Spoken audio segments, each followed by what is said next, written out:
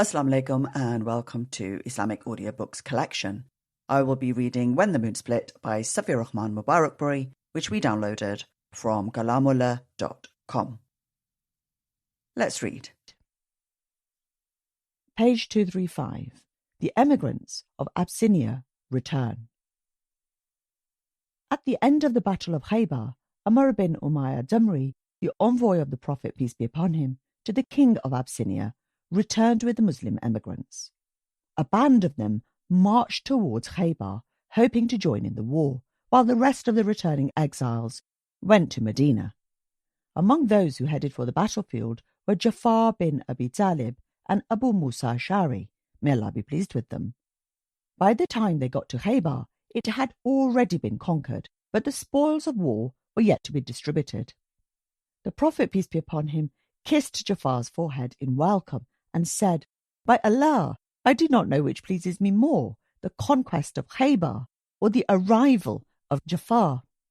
Along with those who had actually fought in the battles, Jafar received a share of the booty for attempting to participate in jihad. Abu Hurairah, who along with Aisha is one of the main narrators of the hadith, was also among those who presented himself to the Prophet, peace be upon him, after the conquest.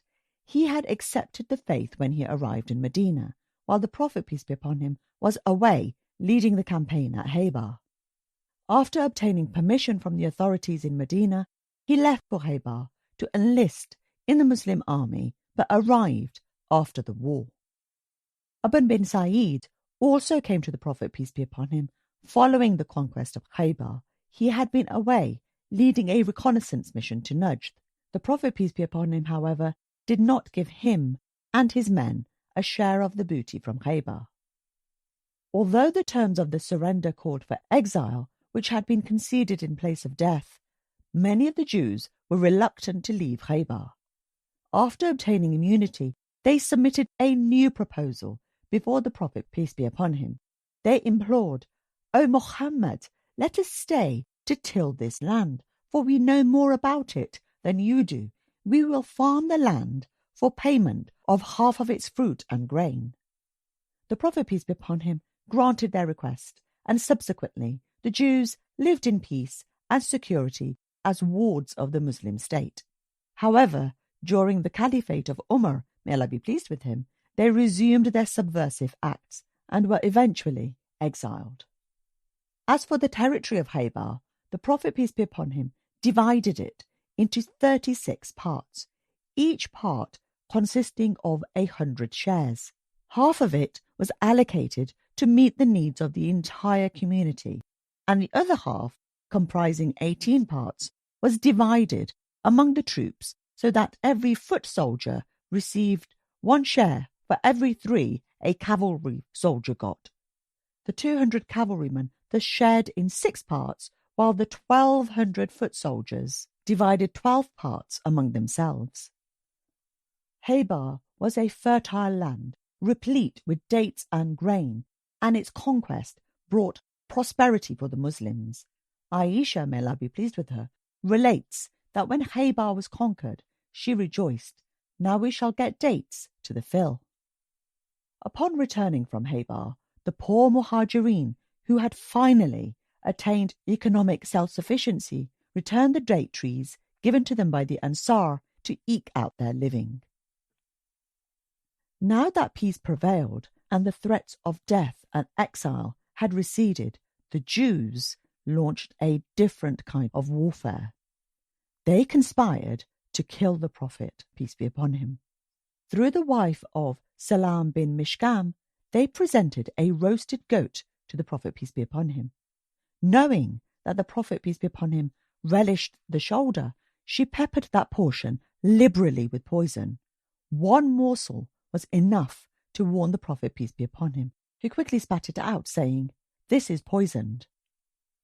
After being summoned by the Prophet, peace be upon him, who wished to ascertain the facts, the Jews and the woman confessed their crime and said, "We thought that if you were a pretender, we would get rid of you, and if you were truly a prophet, the poison would be ineffective." At that, the Prophet, peace be upon him, forgave them, but when Bishr bin Bara bin Marur may Allah be pleased with him, died from eating the meat. The woman was killed as retribution. Once the Prophet, peace be upon him, arrived at Khaybar, he sent Mahisa bin Masood eastward to the township of Fadak. It was about a 2-day journey from Khaybar and is now known as Hayat in the Hale region of modern Saudi Arabia. The Jews there were also called on to accept Islam, but they deferred their reply, waiting to see which way the battle for Khaybar went. The conquest of Khaybar propelled them into starting negotiations, and they petitioned the Prophet, peace be upon him, to grant them the same terms as the people of Khaybar. The Prophet, peace be upon him, accepted. The land of Fadak was allotted to the Prophet, peace be upon him. From his income, he would spend on himself and Banu Hashim, his clansmen. He also used the money for charitable purposes, such as financing the marriages of needy young men. After Khaybar had been subjugated, the Prophet, peace be upon him, went to Wadi al-Qurra and invited the Jews there to accept Islam. Rather than accept or enter a pact, they took the military option. The first of their champions came out and was slain by Zubair. The second one who came out met the same fate. Ali, may Allah be pleased with him, slew the third. In this way, the Jews lost 11 men. At the death of each, the Prophet, peace be upon him, would repeat his call to Islam, and at every prayer he would do the same. The day ended thus. The following morning he appeared again, but before the sun climbed any higher, the Jews were routed, with a sizable amount of land falling into Muslim hands. It was time to sue for peace, and the Jews asked to be given the same status as the people of Khaybar. Their request was granted, and yet another area came under Muslim protection. The Jews of Taymah, keeping in mind the defeat of their co-religionists at Khaybar, Fadak, and Wadi al-Qura, also agreed to cease hostilities and pay jizya in return for protection by the Muslim army. Once Khaybar and Wadi al-Qura were conquered and the inhabitants of Fadak and Taymah had surrendered, the Prophet, peace be upon him, began their journey back to Medina. It was during this journey, passing through the valley of Sahba, that he consummated his marriage to Safiya bint Huwayb bin Akhtab. When she was taken prisoner after her husband's death, the Prophet, peace be upon him, gave her to Dihya bin Khalifa Galbi. But the other companions suggested that as a widow of a chieftain, Safiya was more suitable for the Prophet, peace be upon him. She accepted Islam at the Prophet, peace be upon him's invitation, and thus won her freedom. Soon after, she became the Prophet, peace be upon him's wife. The morning after the marriage was consummated, the Prophet, peace be upon him, hosted a walima, the feast every Muslim bridegroom hosts, even now in keeping with the Prophet, peace be upon him's practice. The meal consisted of dates, cheese, and samna. The Prophet, peace be upon him, spent 3 nights with his new wife and then resumed his journey, finally arriving in Medina around the end of Safar or the beginning of Rabi' al-Awwal. The year was 7 AH. The Prophet, peace be upon him, had barely subdued one set of enemies when the news came out that another conglomeration was massing arms against him. The Bedouins of Banu Anmar, Thalaba, and Maharib were preparing to strike and had to be quelled. Uthman bin Affan was given the responsibility of Medina, and 700 men set out with the Prophet, peace be upon him. Their destination was Nakhla, a 2-day journey from Medina. There they encountered warriors from Banu Ghatfan. Both groups tried to scare each other off without actual physical combat. When the time came to pray, the Muslims prayed the special prayer termed Salah al-Khawf. The Prophet, peace be upon him, led first one group of his companions in 2 rak'ah of prayer, and then a second group followed him for the remaining 2 rak'ah. In this way, the 2 groups of soldiers prayed 2 rak'ah each, while the Prophet, peace be upon him, as Imam, leader of the prayer, prayed 4 rak'ah in all. The face-off with Banu Ghatfan ended abruptly when the enemy suddenly took fright and scattered. The Prophet, peace be upon him, then returned to Medina after this expedition ended satisfactorily without loss of life. It came to be known as Dhat al-Riqa, in reference to the rags that the Muslims tied around their sore and bloody feet in the course of the long march. However, another source states that the march got its name from the terrain, which had the appearance of a patchwork of rags. On the way back to Medina, the Prophet, peace be upon him, lay down to rest under a tree, his sword hanging from a branch. The rest of the people fell asleep under the trees. Suddenly, the ideal was disrupted with the arrival of a polytheist. He crept up and grabbed the Prophet, peace be upon him, sword, and asked the Prophet, peace be upon him, menacingly, "Do you fear me?" "Not at all," the Prophet, peace be upon him, replied, barely awake, but not at all perturbed. The polytheist asked, "Who will save you from me now?" "Allah," the Prophet, peace be upon him, replied calmly. The sword fell from the stranger's hand, and the Prophet, peace be upon him, seized it and posed the same question to him. "Who will save you from me now?" "You have me now," the failed executioner said, pleading for mercy, and mercy was shown. Then the Prophet, peace be upon him, asked the man to place his faith in the oneness of Allah, but he demurred, pledging instead never to fight the Muslims nor to support others against Islam. He walked away as a free man, and to his people he said, "I come to you after meeting the best of mankind." Umrah is finally performed. A year had gone by since the Treaty of Hudaybiyah, and in accordance with the pact, the Muslims were now free to set out for Umrah. After handing over the affairs of Medina to Abu Raham Ghifari, the Prophet, peace be upon him, started out for Makkah with 60 sacrificial camels under the care of Najjar bin Jundub Islami. Fearful of fresh treachery by the Quraysh, they carried weapons and 100 horses under the care of Bashir bin Sa'd.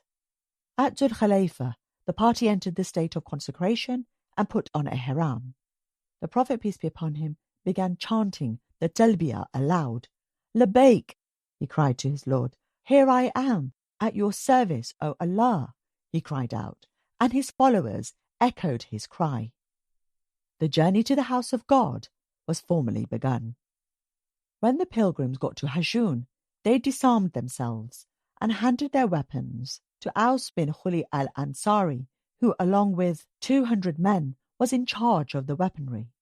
These people would stay behind to form the defence, while the others performed their religious duties.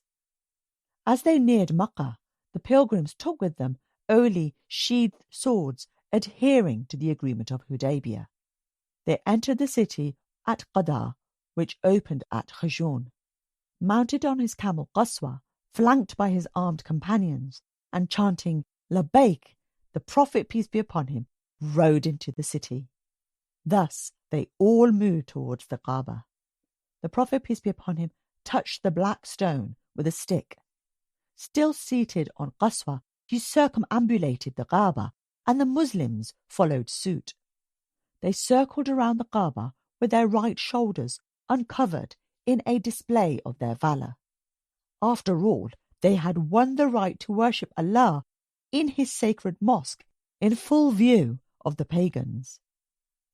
Abdullah bin Rahawa, may Allah be pleased with him, moved ahead of the Prophet, peace be upon him, his sword across his shoulder, as he recited the following couplets. "Progeny of the unbelievers, step aside and make room. Make room, for all virtues lie in our Prophet, peace be upon him. Today we shall smite you at his command, upon whose revelation we smote you before. We will smite you to dislodge your skulls and make friend oblivious of friend." The polytheists sat on Mount Qaiqa, north of the Kaaba, observing the newcomers in amazement and reluctant admiration. They had heard that the pilgrims were a sickly lot, reeling under the fevers rampant in Yathrib, as they still referred to Medina. But what they saw was different. These were not feverish, emaciated men, but proud, sturdy warriors who compared with the best of their own. Thus, the Prophet peace be upon him strategy succeeded. Well aware of the mentality of the Quraysh, the Prophet peace be upon him had instructed his companions to run while performing circumambulation in order to show off their strength to the pagans. However, they were not to run between the Yemeni pillar and the Black Stone, for this portion lay south and out of the polytheists' range of vision. Circumambulation being over, the Prophet peace be upon him performed sa'i, endeavour, between the two hillocks of Safa and Marwa. After completing 7 circuits, he arrived at Marwa, slaughtered his sacrificial animal, and shaved his head. The Muslims followed him. After that, the Prophet peace be upon him sent some people to Ya'juj to take charge of the weaponry, so that those who had been left there could now perform their Umrah. For 3 days, the Prophet peace be upon him stayed in Makkah. During this period, he married Maymuna bint al-Harith Hilaliya, a widow of Hamza bin Abdul Muttalib and the aunt of Ibn Abbas. When she received the Prophet peace be upon him's proposal, she entrusted it to Abbas, who then gave her in marriage to the Prophet peace be upon him. The Prophet peace be upon him, of course, was out of Ihram at the time, for his first act had been to complete Umrah and come out of the state of consecration. On the morning of the 4th day, the Prophet peace be upon him began the journey back to Medina. His first halting place was Surf, 9 miles from Makkah. It was there that Maymuna, may Allah be pleased with her, was sent out to him as his bride. Allah had also decreed that Maymuna, may Allah be pleased with her, would later die at Surf and be buried there, at the same place where she had become the bride of the Prophet peace be upon him. Back in Medina, the Prophet peace be upon him was again swamped by the affairs of the state. He sent several armed missions, the most important among them being the expedition to Muta and to Dhat al-Salasil. Jazakallah khair for listening.